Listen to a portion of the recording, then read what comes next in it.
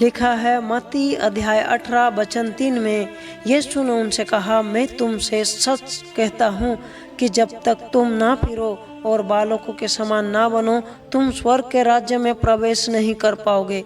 एक इंसान को स्वर्ग के राज्य में प्रवेश करने के लिए पहले खुद को बालकों के समान बनाना चाहिए। एक बालक अपना माता पिता का जो भी आदेश होता है उस आदेश को बिना सवाल जवाब किए ग्रहण करता है और उसे अपने जीवन में लागू करता है। वो उसे जांच परख नहीं करता, उसे बोला जाता है जो वो सिर्फ वही करता है विश्वास करके।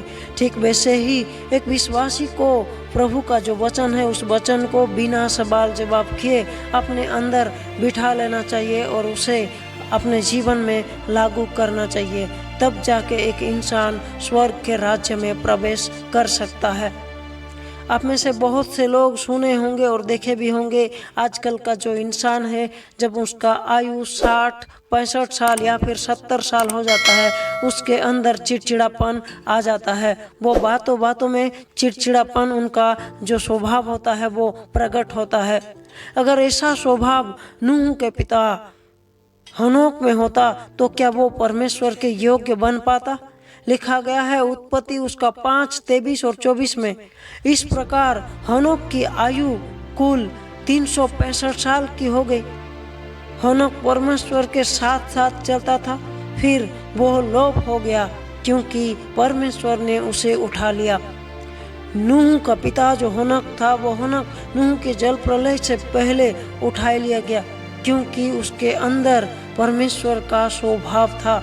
परमेश्वर जो स्वभाव चाहते थे वो स्वभाव उसके अंदर था, उसके अंदर चिड़चिड़ापन नहीं था, जबकि उसका आयु 365 साल का हो गया था। आजकल के इंसान 60-70 साल होते होते उनके अंदर चिड़चिड़ापन आ जाता है। ये चिड़चिड़ापन बालकों के समान जो स्वभाव होता है वो स्वभाव नहीं है। बालकों का स्वभाव तो है जो उसके माता पिता कहते हैं वो उसे आंख बंद करके सुनता है और ग्रहण करके विश्वास करके उस कार्यों को करता है। ठीक वैसे ही हमें भी परमेश्वर का वचन को आंख बंद करके सुनना है और विश्वास करके हमारे जीवन में लागू करना है, तब हम स्वर्ग राज्य के प्रजा होने के योग्य बन पाएंगे। आप सभी को इस वचन से प्रभु बहुतायत की आशीष दे। आमीन।